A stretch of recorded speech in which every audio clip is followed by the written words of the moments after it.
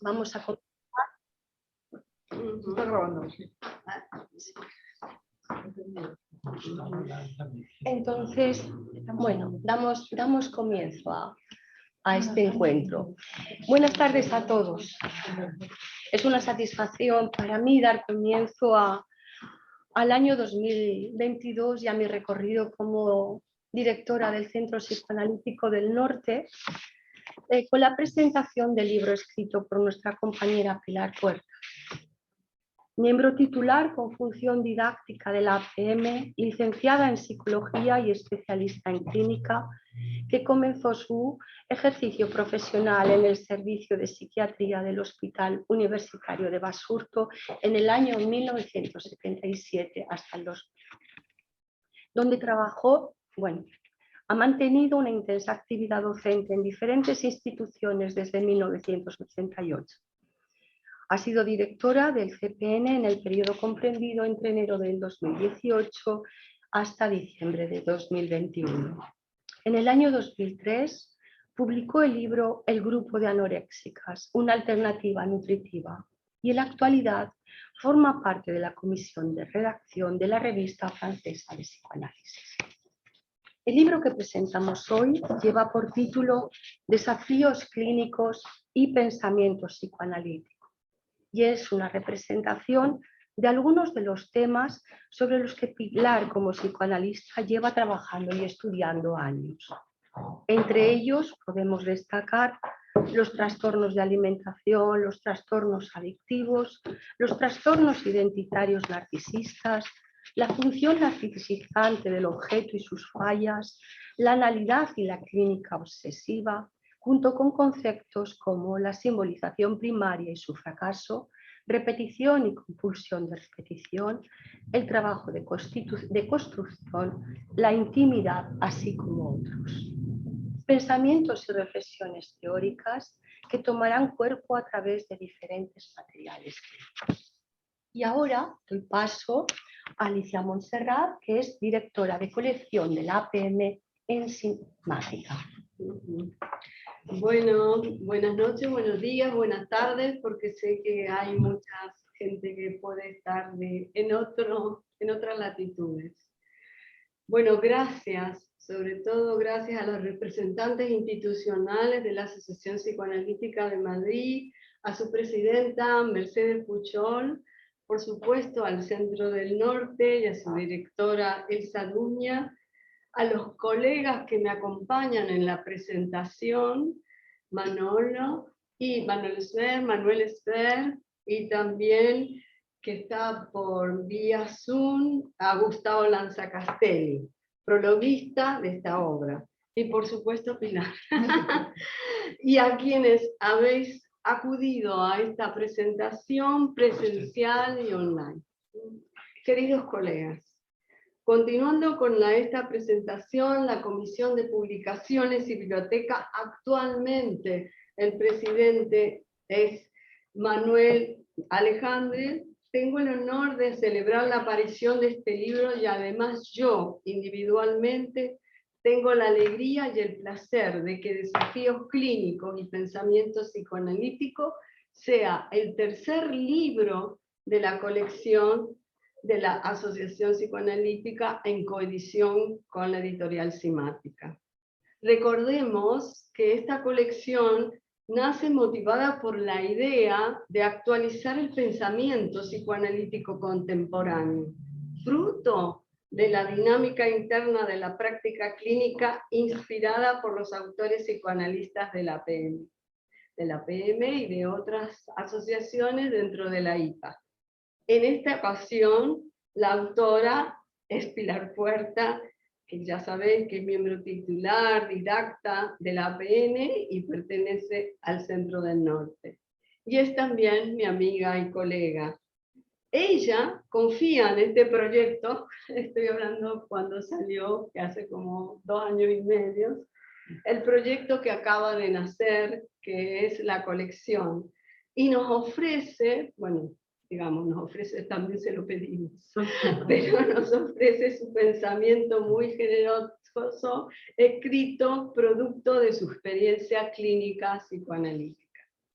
Desde aquí le agradecemos que haya depositado su confianza e ilusión en este camino que se abre en la colección con el entusiasmo que la caracteriza, cuando Pilar apuesta por retos que solo se logran desde una posición coherente e implicada en la palabra viva psicoanalítica.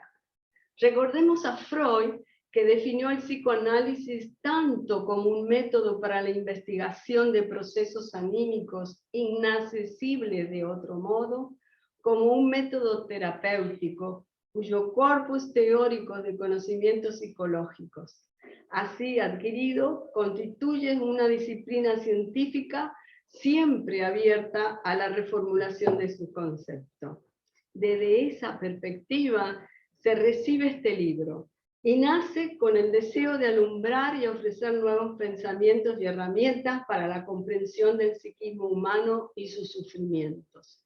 A través de la palabra, en este caso, de la palabra de esta autora, Pilar Puertas, se abre esta publicación. Es un libro profundo, fluido, que como explicita la misma escritora, recoge su trabajo profesional desarrollado durante décadas. Este volumen, objeto que contribuye por lo tanto a la tarea de nuestra colección, a la edición en ese renovado, porque es un largo y renovado deseo de la institución de hacer una colección, constituye para nosotros una primicia fascinante y original, ya que en sus páginas se vislumbra lo escrito como espacio potencial, donde lo escrito deja huellas, marcas íntimas de la experiencia analítica de todos los pacientes, de Pilar. De esta forma, este libro no solo recoge la producción del largo recorrido de la autora, sino que da cuenta de su labor y de la materialización de su pensamiento psicoanalítico que se ha nutrido con atreverse a recorrer necesidades y resistir en el lugar de la función analítica de ser para permanecer en todas las circunstancias como analista. La obra, bueno, está organizada en varios capítulos y entre ellos el trastorno alimentario, la simbolización, pero bueno, ya lo iráis viendo o nuestros colegas irán hablando más de ello. Desde mi perspectiva, su parte principal se refiere a la secuencia profesional y al interés intelectual de la propia autora sobre el tema de la simbolización. La simbolización en este tema va acompañado, yo diría, por dos autores esenciales, bueno, quizás hay más, pero que yo remarco, que son Roussillon y Donald Winnicott. Trabaja sobre la simbolización primaria y la clínica identitaria, y de ahí su paso a los estudios de la patología, de diversas patologías. Me parece importante que el apartado dedicado a la técnica psicoanalítica, tras el desarrollo que haces en la temática, aparece como una continuación muy coherente, plasmando aún más detalle en la expresión, en la clínica y en el hacer, del hacer analista, del complejo trabajo que requieren estos niveles de funcionamiento mental en que las fallas o lo traumático precoz han bloqueado las bases del proceso de subjetivación en el sufrimiento mental. Pilar recorre entonces dentro de nuestra función psicoanalítica necesidades, deseos y riesgos de estar analista. Esta presencia del analista para mutar el destino alienado del sufrimiento, de pasaje de una repetición actuada a una remembranza sensible de una historia subjetivada. Pilar tiene un estilo, tratando de no hacer deducción sobre lecturas o autores sutilmente, nos introduce en sus elaboraciones conceptuales clínicas y nos acompaña como si fueran laboratorios de cada sesión en el proceso analítico. Imbuida en esa relación con lo inconocible del inconsciente, entrelaza lo visible y lo inteligible jugado en ese vínculo, tránsfero contra transferencial de paciente y analista. La autora nos advierte sobre el elemental equipaje en que contamos para la travesía psicoanalítica de estos sufrimientos psíquicos, ya que ponen en riesgo nuestra identidad analítica y no solo la de nuestros pacientes. Por lo que evitemos, de algún modo, son los efectos que a mí me ha dado su lectura, que evitemos forzar unidad al hablar, escribir o interpretar. Que tenemos que jugarnos con nuestras verdades, con nuestras convicciones, y que éstas son relativas, que se tiñen de errores de algún modo, y de ese modo se hará más comprensible lo complejo y se podrá agudizar facilidades en el entendimiento del sufrimiento mental frente a lo insoportable. Este libro, entonces, es una aportación sobre cómo soportar el desafío de lo no pensado, de lo impensable, al que nuestro trabajo nos enfrenta. Por eso, Pilar describe con precisión esos fallos estructurales de estos cuadros de gran sufrimiento, como paso previo para diseñar estrategias psíquicas que se derivan, es decir, las implicaciones en un tratamiento analítico, psicoterapéutico y la forma de cómo abordamos los problemas. Describirá luego la diversidad de soluciones psicopatológicas que conforman la clínica de lo traumático, ya sea esta somática, adictiva, perversa o psicótica. Opciones que intentan compensar un equipamiento representativo en el mundo interno de cada sujeto. Y ella dice que de algún modo esto es insuficiente, habrá que crearlo o recrearlo. Se trata de una clínica de lo construido y de sus diversas manifestaciones vistas desde la óptica que nosotros los psicoanalistas llamamos metapsicológica, porque reúne los aportes más actualizados de los procesos primarios de la creación de lo mental. Esta clínica requiere una forma específica de visualizarlo con una técnica singular y adecuada, no solo a la interpretación de lo reprimido, sino a una construcción. Es una construcción, una arquitectura, estaba pensando en una arquitectura de esta capacidad de representar el sufrimiento. Estos pasos previos para que el sujeto se apropie de la experiencia y se abra a su representación, relanzando la subjetivación. De algún modo se abra la vida. Y para resumir, puedo afirmar que en las páginas de este libro se lee que algo sucede en la región del yo, en la que no pudo habitar en la intimidad de cada subjetividad. Con la intimidad, en realidad se vuelve a conectar, y ella lo conecta con el tema de la simbolización primaria y la subjetivación.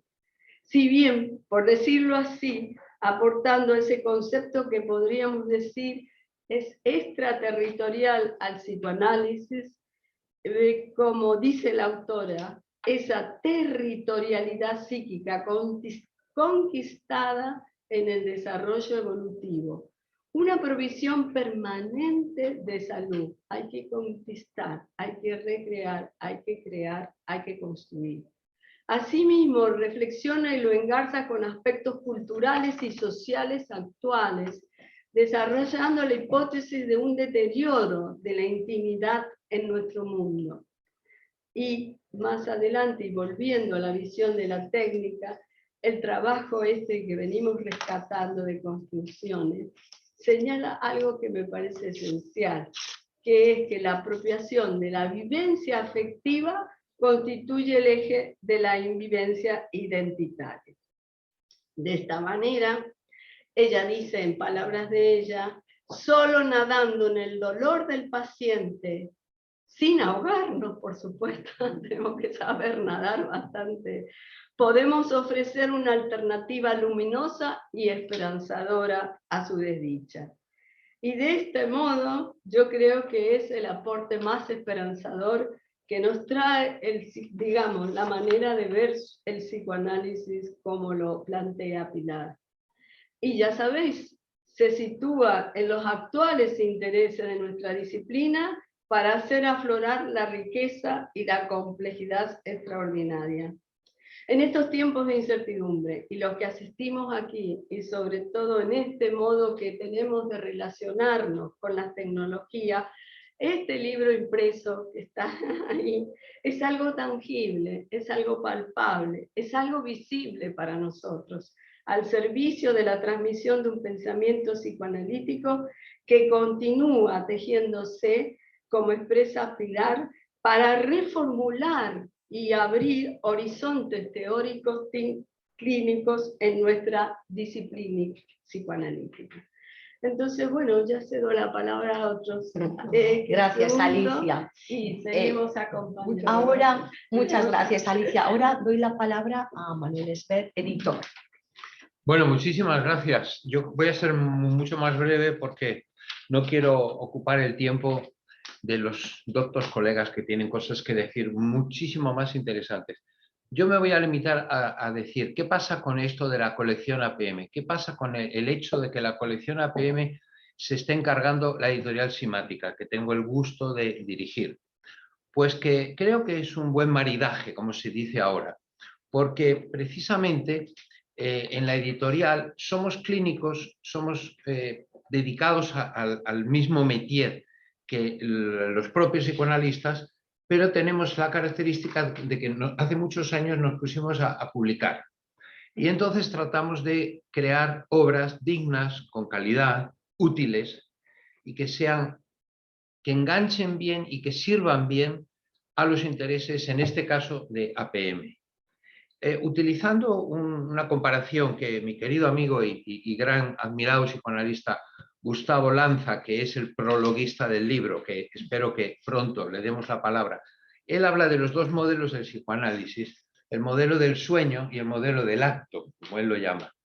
Yo creo que para entender la relación entre la editorial Simática y la APM hay que hablar del modelo del acto, porque no se trata de sacar a relucir lo inconsciente, no se trata de luchar con lo reprimido, se trata de construir, se trata de crear y de crear vínculos y de crear canales para que el pensamiento de APM, que es muy rico y excede lo que son las clínicas y los consultorios individuales, pueda aflorar y pueda transmitirse.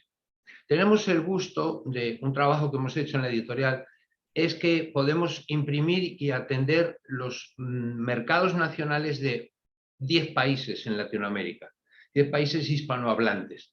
Eso quiere decir que garantizamos que el pensamiento de los autores de APM que vayamos publicando va a ser conocido directamente en Colombia, en México, en Perú, en Ecuador, en Argentina, en Uruguay, en Chile, me dejo algún país probablemente, pero eso es lo que yo entiendo por trabajar de cara a construir.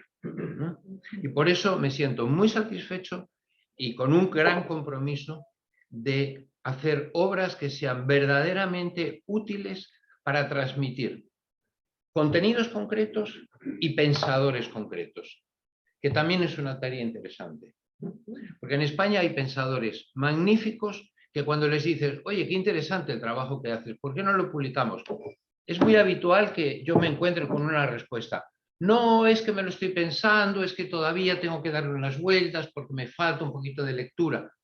Cuando resulta que en Latinoamérica la gente se licencia y escribe 5 libros con 3 ideas que se le han ocurrido en la tesis de tal. Entonces, esto nos pone en la posibilidad de ayudar a autores españoles a que pongan negro sobre blanco su pensamiento, salgan al mundo y enriquezcan el trabajo colectivo que está haciendo la APM. No me quiero enrollar más, que sepáis que tenéis la editorial Simática a vuestra disposición y me siento muy contento hoy de estar aquí y muy feliz de acompañaros. Nada más. Muchas gracias, Manuel. Nosotros también estamos encantados de que estés aquí. Muy bien. Y ahora cedo la palabra a Gustavo Lanza Castelli, el prologuista.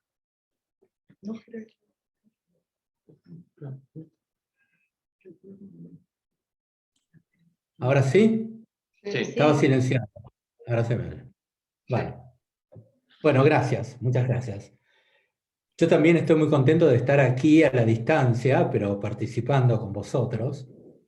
Y pensaba en relación al libro de Pilar, pensaba, bueno, desde qué punto de vista comentarlo hoy, y pensaba que este libro, como ella misma dice, refleja una trayectoria personal, que parte de sus primeras experiencias y llega hasta sus últimos desafíos clínicos. Esa es una forma de leerla, de leer el libro, hay otras.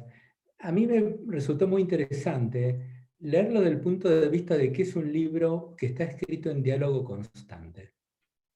En diálogo constante con otros psicoanalistas, algunos de los cuales a veces Pilar nombra, y muchos otros que no nombra, pero que uno puede leer entre líneas en la armadura de su texto. Entonces, si bien habla de una historia personal, me parece que también habla de una historia, no sé si llamarla colectiva, pero sí sin duda grupal. Que creo además que esa historia o esa forma dialógica de escribir se inscribe en una matriz mayor, que es lo que podríamos llamar el psicoanálisis contemporáneo, que me parece que es un movimiento muy importante sobre el cual me gustaría hacer ahora algunos comentarios, porque creo que brinda la conceptualización acerca de qué cosa sea el psicoanálisis contemporáneo un marco para el libro, dado que este libro se inscribe claramente, a mi modo de ver, en este movimiento. Bueno, para hablar un poco al respecto, es un tema demasiado largo, así que abreviaré todo lo que pueda. Me gustaría partir de una consideración que hace Green en el año 1975, en un texto que es ya un clásico, que se llama El analista, la simbolización y la ausencia, en el encuadre psicoanalítico, donde él plantea, entre otras muchas cosas, que hay en la historia del movimiento psicoanalítico, tanto en su teoría como en su práctica, tres momentos que es útil diferenciar. El primer momento tiene que ver, obviamente, con la obra de Freud, pero particularmente en lo que plantea Green, no solo con la obra como tal, sino con el paradigma y con aquellos descubrimientos, con aquellas postulaciones fundamentales que plantea Freud, algunas de las cuales tienen que ver con el descubrimiento de lo inconsciente, con la importancia de la historia, con la importancia de las fijaciones pulsionales, con la importancia de la vida de fantasía y un largo etcétera. Bueno, si seguimos esta línea, a partir de la segunda tópica, en que aparece la temática de las defensas con mucho mayor presencia, por ejemplo en el 37 eso es muy evidente, esta temática es retomada por su hija en el 36, por Anna Freud, en el Yo y los mecanismos de defensa, bueno, el libro que todos hemos leído seguramente varias veces y seguramente también hace mucho tiempo, que se continúa con la psicología del yo. Bueno, este sería, a la opinión de Green, el primer movimiento en el cual el analista tiene una función básicamente de descifrador, en donde, o de detective, Freud lo caracteriza como cirujano o espejo, en donde, haciendo gala de dejar de lado su subjetividad, se propone descifrar los derivados de lo inconsciente en el discurso del paciente. Bueno, habría mucho más que decir, pero sintetizo de esta forma este primer movimiento.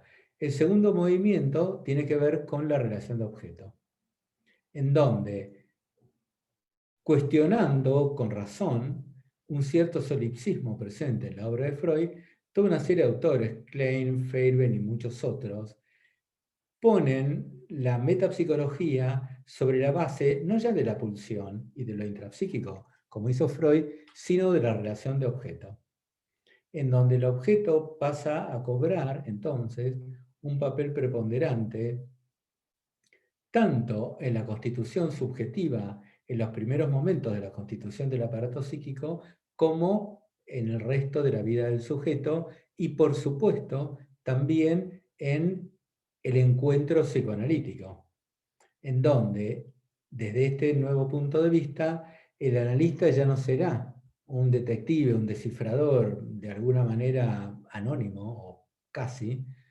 al menos ese es su intento, una apuesta siempre fracasada, por supuesto, porque el paciente tiene muchas formas de leer, ¿no?, a su analista. Pero, de una manera deliberada, en este segundo momento, se incluye también en la práctica la presencia del analista y la puesta en juego de su subjetividad a partir de la importancia otorgada a la contratransferencia. O, en la perspectiva lacaniana, a lo que se llamó el deseo del analista. Entonces, empieza a configurarse un tipo de trabajo analítico que es bastante diferente al que imperó en la época de Freud o inclusive en la actualidad, en aquellos que siguen manteniendo las premisas sobre las cuales Freud construyó su teoría y su práctica. Bueno, hay un tercer movimiento en el que, a decir de Green, lo fundamental pasa a ser, no porque quede negado lo anterior, sino porque lo anterior va siendo incorporado en un movimiento dialéctico complejo que pone el acento en el funcionamiento mental del paciente. Una muestra muy elocuente y sumamente fructífera, para mi modo de ver, de este enfoque, ya en la década del 60, tiene lugar en la Escuela Psicosomática de París. Pierre Marty, Michel Fenn, en la actualidad Claude Machat, bueno, etc. En este caso, en donde se pone el acento en el funcionamiento mental, y esto va a dar lugar a toda una serie de propuestas, planteos y novedades de abordaje clínico, el analista ya no alcanza con que esté ahí como un objeto, según decíamos, que tiene que ver con el segundo modelo, y que ponga en juego la contratransferencia, sino que esta contratransferencia va a ser comprendida de un modo muy diferente. El lugar que antes tenía de prioridad, podríamos decir, la contratransferencia, va a ser ocupada por el encuadre analítico, por su conceptualización metapsicológica y clínica, en esto recogiendo aportes fundamentalmente de autores argentinos, particularmente José Blecher, ¿no? Y entonces, la contratransferencia va a tener que ver con que el analista ponga a funcionar su capacidad imaginativa, su propio funcionamiento mental, para dar figurabilidad a aquello que en el paciente se encuentra en déficit de simbolización. Entonces, esto es un movimiento de progreso importante a mi modo de ver y que incluye entonces exigencias muy importantes para el analista, pero la posibilidad de un enriquecimiento muy grande de la clínica y particularmente la inclusión en el trabajo clínico de aquellos pacientes que estaban en el 75, al decir de Green, en los límites de la analizabilidad. O sea que había que franquear con un paso valiente, audaz e innovador, una línea que marcaba o delineaba los confines dentro de los cuales se movía el psicoanálisis en ese momento, que era fundamentalmente el análisis de la neurosis. Entonces, esos pacientes en los límites de la analizabilidad, hoy en día, 40 y pico de años después de esa presentación de Green, vemos que ya no están en los límites de la analizabilidad, están en el centro de nuestra práctica, porque son los pacientes que nos encontramos constantemente y son los pacientes de los que nos habla Pilar todo el tiempo a lo largo de los diversos capítulos de su libro. Hay una investigación interesante que hizo la IPA en el año 97, si no recuerdo mal, con todos los analistas pertenecientes a esa institución, preguntándoles qué tipo de encuadre utilizaban. Y el 60% respondió que utilizaban un encuadre modificado, fundamentalmente cara a cara, porque la nueva clínica así lo exigía. Y solamente un 40% o menos mantenían un encuadre clásico, digamos, en lo que tiene que ver con el diván, aunque ya sabemos que el encuadre implica un montón de otras variables que son más importantes que si hay o no un diván. Pero por dar una ilustración, ¿no? Por así decirlo. Ahora bien, este tema de lo contemporáneo me parece que tiene un representante ilustre en la figura de Green, porque este tema recorre toda la obra de Green. Es como una especie de hilo rojo que si uno lo toma para no perderse en esa obra tan compleja y vasta, va viendo cómo lo encuentra una y otra vez desde 1960 en el coloquio de Bonneval, con un trabajo, el psicoanálisis francés contemporáneo, no, el inconsciente freudiano y el psicoanálisis francés contemporáneo, hasta el año 2000, 40 años después, con ideas directrices para un psicoanálisis contemporáneo, textos posteriores como la clínica psicoanalítica contemporánea, etc. ¿Pero qué quiere decir Green con eso? Porque él es, vuelvo a decir, a mi modo de ver, quien ha motorizado este movimiento de la manera más lúcida posible, acompañado por muchos colaboradores, porque su pensamiento también, como el de Pilar, ha sido siempre un pensamiento dialógico. Por ejemplo, él tuvo diálogos muy importantes con Pontalis, del cual eran amigos en la Nouvelle Revue de Psychanalyse, fundada por Pontalis. Green estuvo desde el comienzo, también con Piero Lanier, Laplanche y una serie de otros, Joyce McDougall, de otros colegas que participaban de este espíritu, que partía de la idea de que había una crisis en el psicoanálisis. Esto de que había una crisis en el psicoanálisis fue dicho explícitamente en el año 97 por Horacio Echegoyen, que era en ese momento presidente de la IPA. ¿Cuál era esta crisis en el psicoanálisis? Que se puede ver desde muchos puntos de vista, ¿no? Para tomar uno de ellos, entiendo que la crisis tenía que ver con que los movimientos post-freudianos, que fueron tan importantes y que tanto enriquecieron el movimiento psicoanalítico, devinieron cada vez más en escuelas cerradas, ortodoxas, que seguían a un líder, entre las cuales no había mayor posibilidad de comunicación. Perdón, Gustavo. Sí. Lamento decirte, te quedan 3 minutos.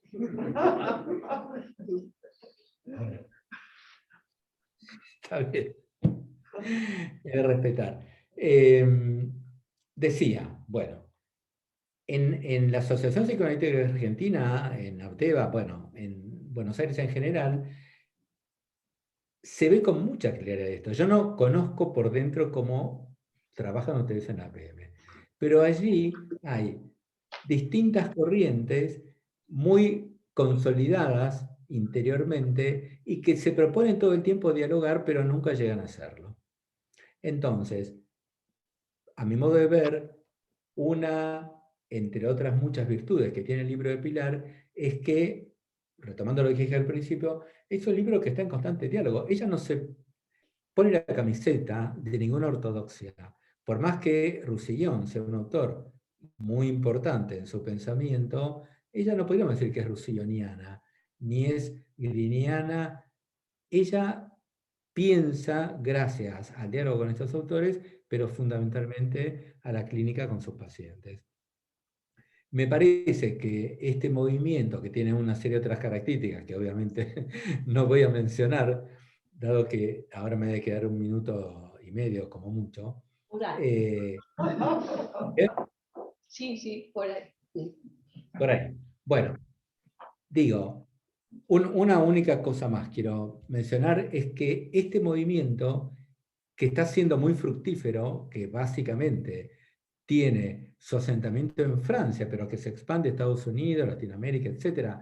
En el 2001 salió un número de la Revue Française que está dedicado enteramente a ese tema, que les recomiendo si no lo han leído, porque da una visión de cómo en los distintos países se trabaja de este modo. Y lo que quería agregar, como una idea que creo que es importante, es el carácter no solo no dogmático, sino de apertura a la investigación, al descubrimiento y al riesgo de la clínica, del no entender, del equivocarse, que esta actitud supone, y que creo que vemos todo el tiempo también en las páginas del excelente libro de Pilar.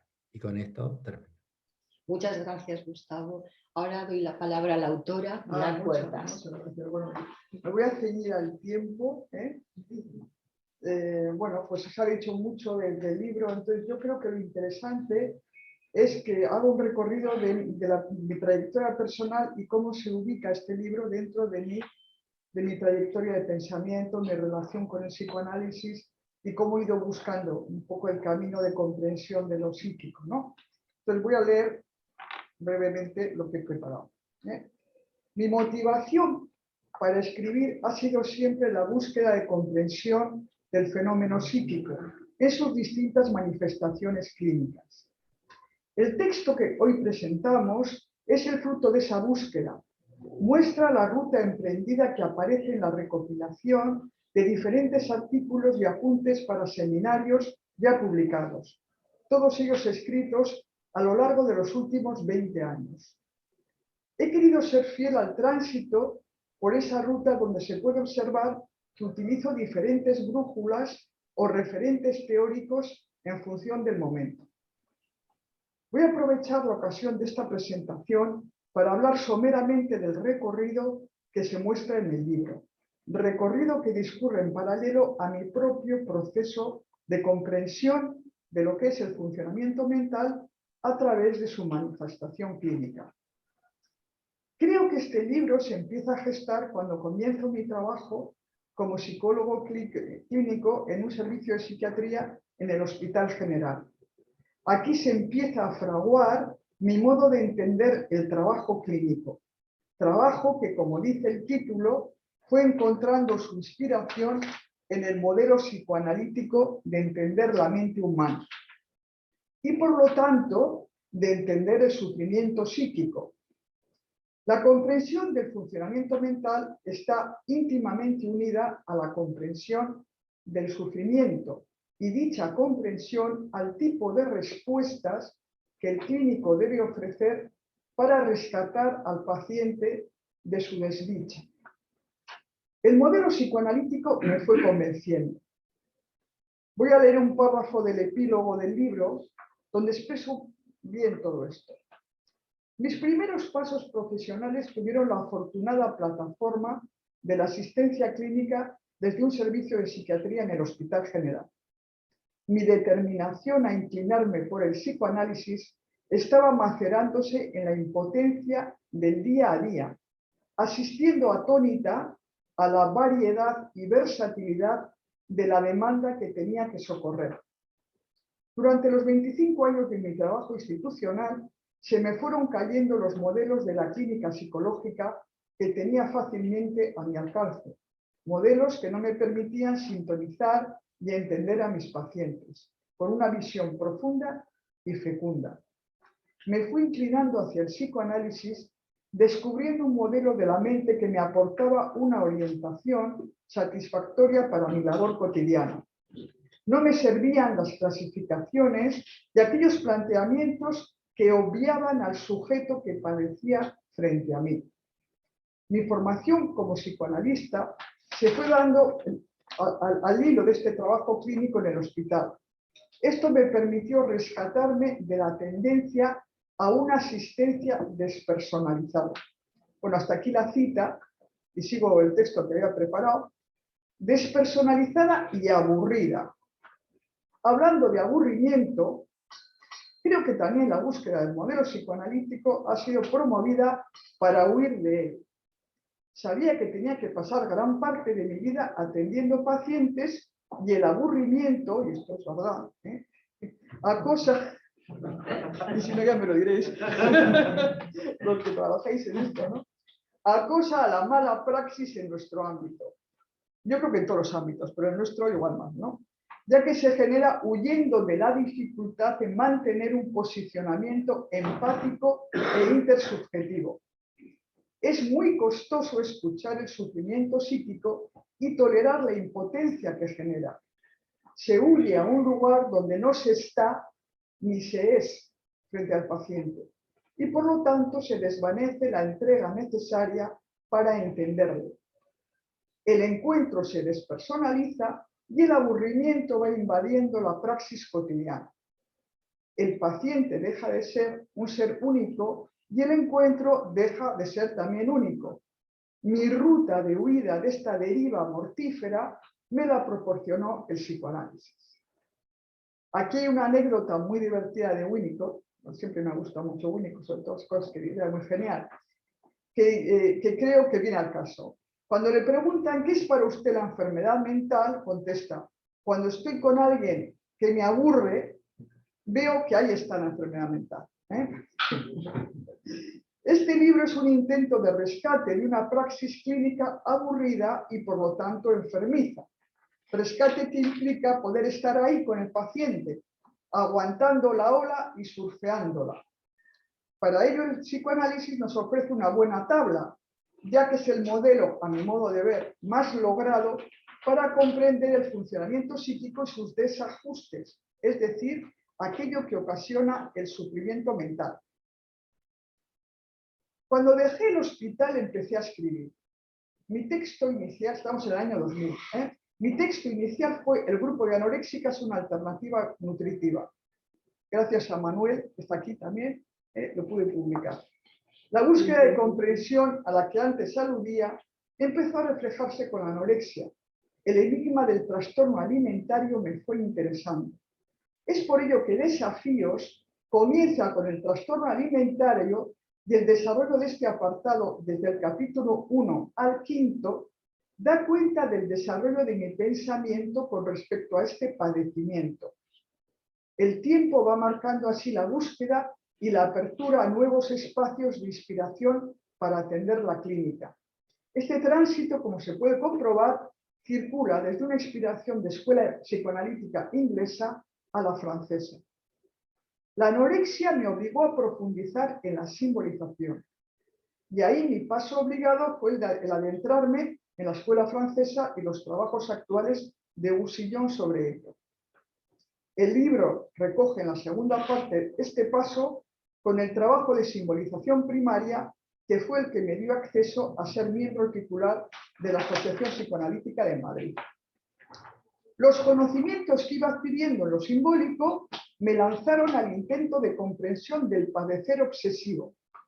Padecer con una manifestación también enigmática y fascinante que nos obliga a adentrarnos en la complejidad de lo psíquico para rescatar al paciente de un pensamiento, el suyo, que lo sostiene pero a su vez lo esclaviza y lo aliena. Aquí tenemos la tercera parte del texto. El trastorno obsesivo me llevó al sufrimiento identitario y a los trabajos actuales de Johann Jung, también del grupo de Lyon como Boussillon, sobre esta temática. Temática que está reflejada en el siguiente apartado. El cuarto, el de técnica. El capítulo 12 lo termino de escribir el pasado verano y es donde estoy ahora. Es decir, en los desajustes de la vivencia identitaria. En la deshabitación o la no habitación psíquica que a mi modo de ver constituye hoy por hoy el eje principal del padecer humano y de nuestra clínica. El cuento de los tres cerditos, en este sentido, viene siendo una constante fuente de inspiración para mí, ya que es una metáfora genial de la construcción del habitáculo psíquico. Trabajamos con nuestros pacientes para que vayan construyendo su casa de ladrillos o que la recuperen tras una catástrofe. Somos albañiles mentales, construyendo y reparando la morada psíquica. Morada que ha de ser consistente por si viene el lobo, pero a su vez abierta al exterior para que entre la luz. Tranquila, tranquila.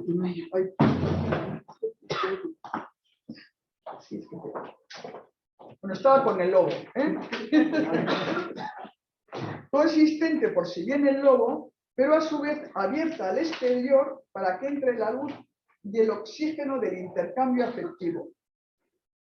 Esta óptica de lo psíquico, bueno, veis que voy recorriendo el libro, Esta óptica de lo psíquico está recogida en el último apartado, el quinto, con el trabajo de intimidad, donde desarrollo la idea de que el fruto y el testimonio de una morada bien construida es contar con la profundidad del íntimus, superlativo de interior, lo más interior, la intimidad, intimidad con uno mismo e intimidad compartida. Ha sido fácil que este texto saliera a la luz. No ha sido un parto costoso, quizá porque se ha ido gestando a lo largo de mucho tiempo. Espero que sea de utilidad clínica, ese es mi objetivo, compartir las reflexiones que me han ayudado a trabajar mejor. Estoy terminando. No sé si esa, ya. Antes de terminar, he de decir que tengo que agradecer al psicoanálisis no solo que me ha permitido trabajar sin aburrirme, sino que sigue constituyendo un reto y estímulo permanente para seguir caminando en la senda difícil y tortuosa de lo psíquico. Es un reto profiláctico, ya que nos obliga a mantener estable la integración del sentimiento y el pensamiento, que son nuestras herramientas de trabajo. Bueno, yo ahora tengo unos párrafos para los agradecimientos, bueno, bastante largo, pero voy a acabar con los agradecimientos.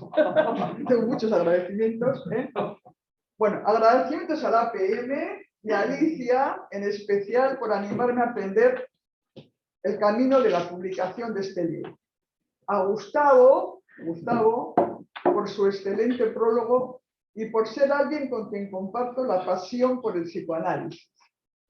A mi sobrino Miguel Puertas Araoz, aquí están sus padres, a mi sobrino Miguel Puertas Araoz por su magnífica portada que recoge la lucidez de su intuición de lo psíquico, aportando un diseño donde queda plasmado el juego visual, figura, fondo, que asiste al procesamiento mental.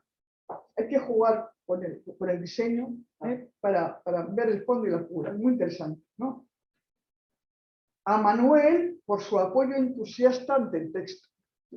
A Nazaret y Ana, que están por ahí, por su generosa labor de corrección inestimable de todos y todas. A mi familia, siempre a mi lado, y a todos los presentes por acompañarme en un momento tan especial. Los presentes aquí y los que estáis en el Zoom. Finalmente, a mis pacientes, que como decía Winnicott, me pagan por enseñar. Muchas gracias a todos. Muchas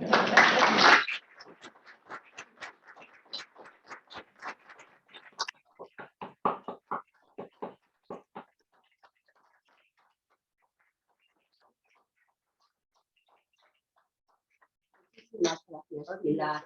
Y ahora tenemos 10 minutos para un intercambio con los presentes en sala y en Zoom. Así que los que estéis en Zoom, por favor, os pido que levantéis la mano para que así sepamos quiénes queréis participar. Y los que estáis en la sala, pues lo mismo. Empezamos por, ya hay una mano, Javier Lara. Javier, por favor.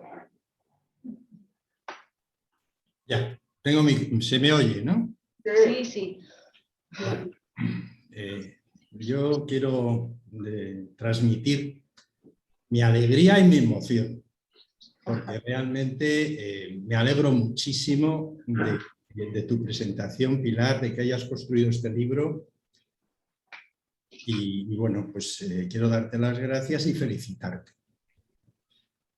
Voy a tratar de ser muy breve. Hay una cosa que me ha impactado en tus comentarios y es la ayuda a escuchar el sufrimiento psíquico en tu hospital. Entonces yo quería, cuando te he escuchado, lo primero que me ha venido es que tu libro ayuda a escuchar el sufrimiento psíquico de los pacientes. Es decir, ahora lo entiendo mucho mejor el libro, porque se ha construido de cara a una situación que se ha extendido en el tiempo. Pero también ayuda a escuchar el sufrimiento psíquico mío, con los pacientes en sesión y cuando pienso en ellos fuera de sesión. Entonces, quería decirte que esto que sucedió contigo, que tú has vivido en el hospital, pues yo lo estoy entendiendo de esta manera y te lo quería manifestar. Por otra parte, también quería decir, bueno, el libro lo conozco bastante. Lo conozco bastante porque he leído muchos de los trabajos. El pensamiento de Pilar me parece realmente riquísimo y ayuda muchísimo conocerlo, a trabajar, por lo menos a trabajar yo. Pienso que a los demás también, ¿no? Entonces, el libro reúne e integra todo ese trabajo que llevas haciendo durante 20 años, que es tan importante y tan útil. Yo es un libro que lo llamo de los libros de encima de la mesa. O sea, yo tengo dos tipos de libros, unos en la estantería y otros encima de la mesa. Entonces, los libros que tengo encima de la mesa son los libros que más uso, porque más me ayudan a gestionar y a trabajar con mis pacientes.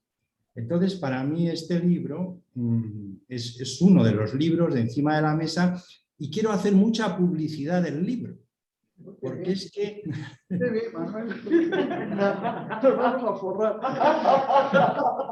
Porque es que es un libro excelente y es un libro práctico, útil, profundo, que ayuda a pensar y a trabajar. Bueno, no voy a extenderme más en esta línea porque hay muy poco tiempo. También quiero dar las gracias a Alicia y a Manuel, que no conozco de nada, pero quiero... Aquí está. Acabo de conocer. Pero sí quiero decir que me ha encantado el encuentro. Alicia, te felicito mucho por haber encontrado a Manuel o viceversa, no lo sé, pero la APM tiene otros... Claro, atrás hay un equipo, una comisión. Bien, de acuerdo, no quiero hacer de menos a nadie. Me dirijo a ti como representante. Entonces, lo que quiero decir es que la APM ha tenido otras editoriales y esta editorial es que se lee bien, o sea, tiene un papel estupendo, la letra es clara, Manuel, y además tiene una cosa que a mí me encanta, tiene márgenes para poder poner notas. Y se abre bien y no se rompe, o sea, está bien. Es un libro para usarlo. Entonces, bueno, os felicito, me alegro muchísimo que el APM tenga ahora esta editorial, me alegro mucho porque me gusta mucho más que lo que hemos tenido en otras épocas, vamos mejorando. Y luego, bueno, pues quiero felicitar también a los organizadores, especialmente a Elsa, y bueno, daros las gracias a todos. Diría muchas más cosas, pero entiendo que me tengo que callar. Gracias, Javier. Gracias. Bueno, no sé si hay alguien de la sala que quiere intervenir diciendo algo. O en el Zoom, ¿eh? Me dirijo a la sala ahora, pero unos y otros. Pero en Zoom hay más gente que está sonando. ¿Hay participantes? Sí. Porque si no, no sé si son manicas. Claro. Ahí hay una participante que Sí. Bueno, de momento no hay. Bueno, mientras Sí, alguien se anima, eso es. mientras alguien se anima, yo entonces se anima, me callo, decirle a Sí, Javier... sí. Soy María María. Ángeles. María Vale, Ángeles. vale. Doy la palabra a María Ángeles Fernández. Hola, buenas tardes desde Madrid, querida Pilar, queridos contertulios, querida Alicia. Solamente quería mandarte un abrazo enorme y solidarizarme como paciente que soy, que sigo haciéndolo, de que haya maravillosos profesionales como tú y como los que te rodean, que se ocupen de nuestro sufrimiento psíquico, y lamento de verdad que nuestro sufrimiento os cause el sufrimiento a vosotros. Pero bueno, si eso ha servido...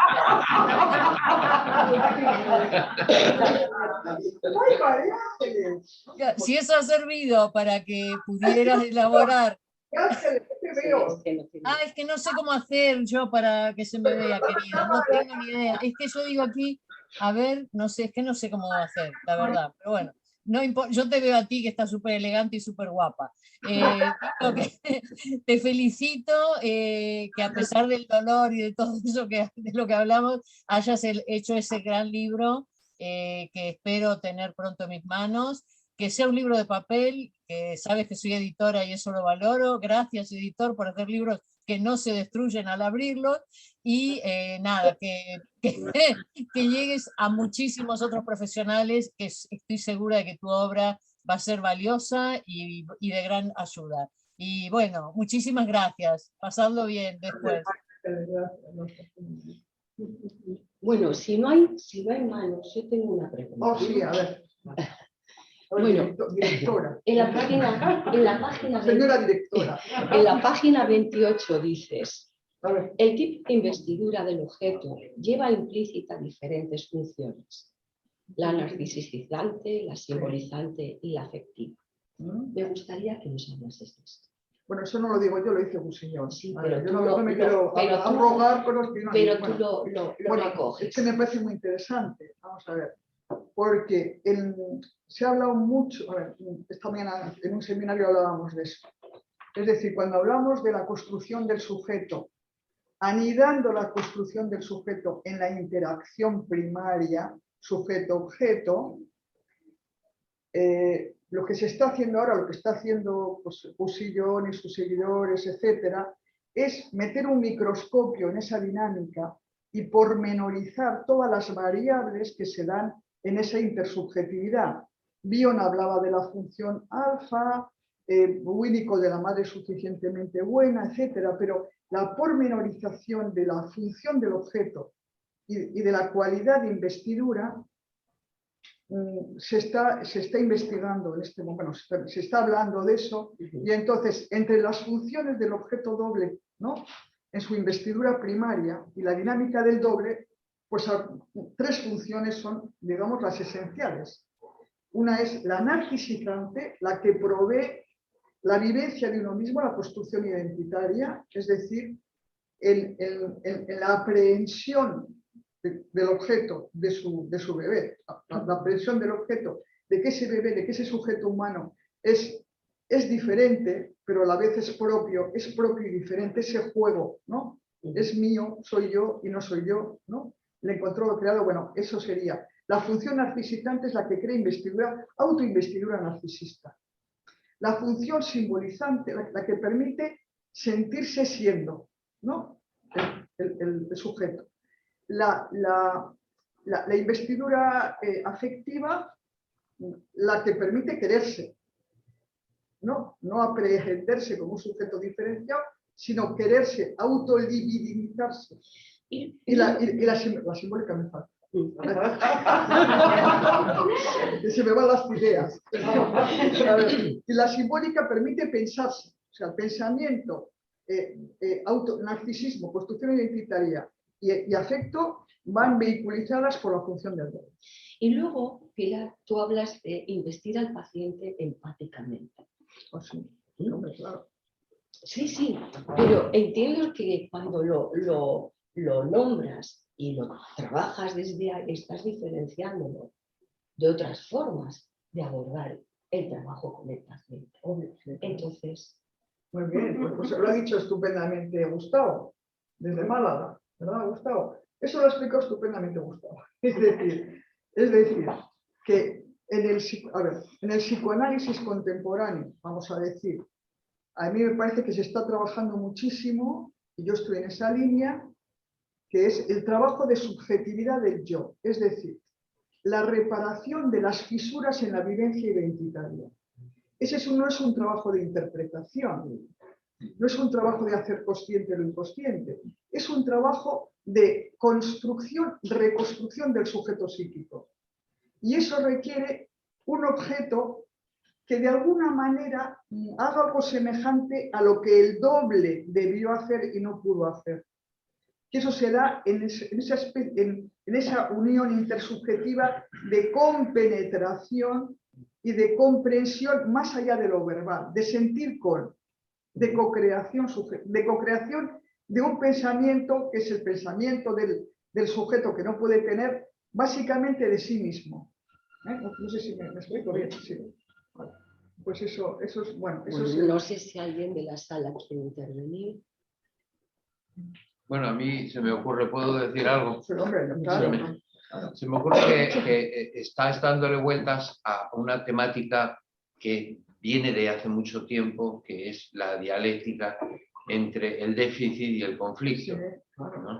Sí. Y que en el psicoanálisis actual, puesto que tiene mucha más carga la intersubjetividad, Sí, facilita atender más sí, el campo del déficit. sí. Y que entonces el análisis ayude a construcciones nuevas de donde está faltando el tejido psíquico, se crea un surcido. Mientras que más antes se trabajaba más el conflicto porque se estaba poniendo más el peso en la culpabilidad del sujeto, en no saber manejar bien sus cosas porque está hecho un lío con sus defensas y sus dificultades personales. De todas maneras, a mí me parece que ambos enfoques son perfectamente compatibles y siempre hay que mantener los dos. Porque hay líneas que pesan demasiado en el lado del déficit y hace que el sujeto quede como impotenciado, porque pobrecito, como no recibió lo que tenía que recibir, ahora vamos a ver si se lo podemos dar en la terapia, y no nos damos cuenta de que el sujeto tiene que ser responsable de sí mismo y hay que ayudarle a que él resuelva sus conflictos. Sí, pero tiene que tener las herramientas para resolverlo. Sí. A ver, sí, por eso es una dialéctica. Os llevaría a una discusión. A ver, he dicho con un poquito de recato, pero es que me parece que el cuento de los 3 cerditos. Sí, está bien. Es que me encanta el cuento, es que es fantástico. A ver, porque es que ahí está todo. O sea, el psicoanálisis contemporáneo está en el cuento de los 3 cerditos. Está todo ahí. Claro, vamos de la casita de paja a la casita de palitos. Y el laborioso se montó un chaletón que venía del lobo y no había manera, ¿no? Entonces, bueno, pues ayudamos a reconstruir la casa de ladrillos, porque con la de palitos o la de paja no hay quien viva. El ser humano es un homeless. Entonces, ¿qué es un homeless? Que no está habitado de una vivencia de sí mismo diferenciada. Ahí, por ejemplo, en el trabajo de intimidad descubrí tardíamente, ¿no? La riqueza de Santa Teresa cuando habla de las moradas, la profundidad, ¿no? del pensamiento de Santa Teresa, ¿no? que hablaba de la morada, ¿no? El castigo adiamantado del sujeto, ¿no? Que es, ¿no? Es decir, que cuando un sujeto está bien construido, irradia algo, ¿no? El castigo adiamantado irradia algo que es su personalidad y es su carisma. Y eso es lo que Winnicott dice, que ahí está la salud, que el que aburre es que es el planeta, no es la estrella. Los que aburren son los planetas, que no tienen luz propia, ¿no? Y las personas que realmente transmiten algo, que lo ponemos aquí un poco frívolamente, te divierten, pero quiero decir personas que te aportan algo porque tienen un carisma, se nota que su propia identidad, que es como la huella dactilar, pues ha podido construir su propio potencial diferenciado de los demás, ¿no? Todos somos diferentes, como la huella dactilar. Entonces eso hay que respetarlo. Hemos tenido asistencia para que nuestra huella dactilar o personalidad se pueda aflorar, ¿sí o no? Ahí está el tema, ¿no? Bueno, creo que con esto vamos a dar por concluido el acto, previamente dando las gracias, por supuesto, a Pilar Huertas, a Alicia, a Manuel y a Gustavo, que estás en el Zoom, a través de la pantalla, y a todos los asistentes, tanto en presencial como vía Zoom. Muchas gracias a todos. Gracias. Y hasta otra.